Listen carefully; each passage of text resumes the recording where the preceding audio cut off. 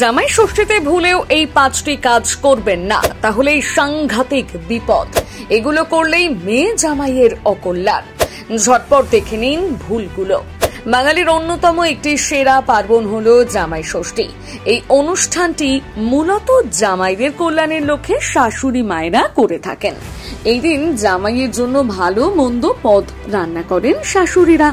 অনেকেই মনে করেন জামাই ষষ্ঠী যেমন তেমন ভাবে করলেই হয়ে যায়, কিন্তু না।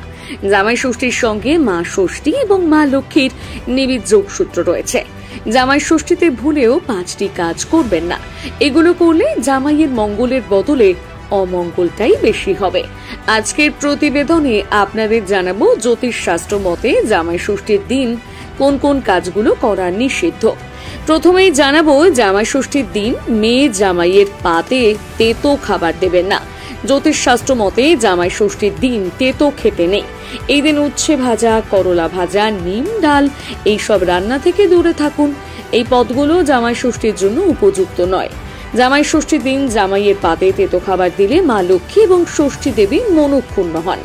এরপর বলবো জামাই ষষ্ঠীর দিন জামাইয়ের হাতে মাঙ্গলিক সুতো বাঁধতে ভুলবেন না। জামাই ষষ্ঠীর দিন একটি নিয়ম রয়েছে, জামাইয়ের হাতে মাঙ্গলিক সুতো বেঁধে দেন শাশুড়ি মায়েরা। কিন্তু কালের নিয়মে এই প্রথা অনেকটাই বিলুপ্ত হয়ে গিয়েছে। তাই যেসব শাশুড়ি মায়েরা জামাইকে বরণ করে জামাই ষষ্ঠী করার পরিকল্পনা করছেন, তারা অবশ্যই চেষ্টা করুন জামাইয়ের হাতে মাঙ্গলিক সুতো বাঁধার। কারণ এই মাঙ্গলিক সুতো না বাঁধলে জামাই ষষ্ঠী সম্পন্ন হয় না। 3 নম্বর কাজটি হলো জামাই ষষ্ঠীর দিন মা ষষ্ঠীকে 6টি ফল নিবেদন করতে ভুলবেন না। জামাই ষষ্ঠীর দিন মা ষষ্ঠীর পুজো করা হয়।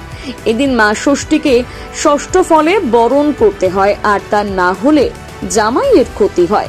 4 নম্বরে রয়েছে অনেকেই জামাই ষষ্ঠী সম্পন্ন করার পর জামাইয়ের হাতে নীল অপরাজিতা ফুল দিতে ভুলে যায়। জামাই ষষ্ঠীতে নিয়ম রয়েছে জামাইকে বরণ করার পর আশীর্বাদ দেওয়ার পর জামাইয়ের হাতে একটি নীল অপরাজিতা ফুল গুজে দিতে হয়।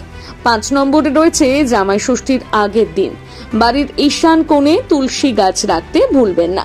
শাস্ত্র মতে এই নিয়ম অনুসরণ করলে নাকি মেয়ে ও মেয়ের জামাই জন্ম জন্মান্তর সুখী হয়। তাই জামাই ষষ্ঠীর আগের দিন বাড়ির ঈশান কোণে তুলসী গাছ রাখতে ভুলে যাবেন না।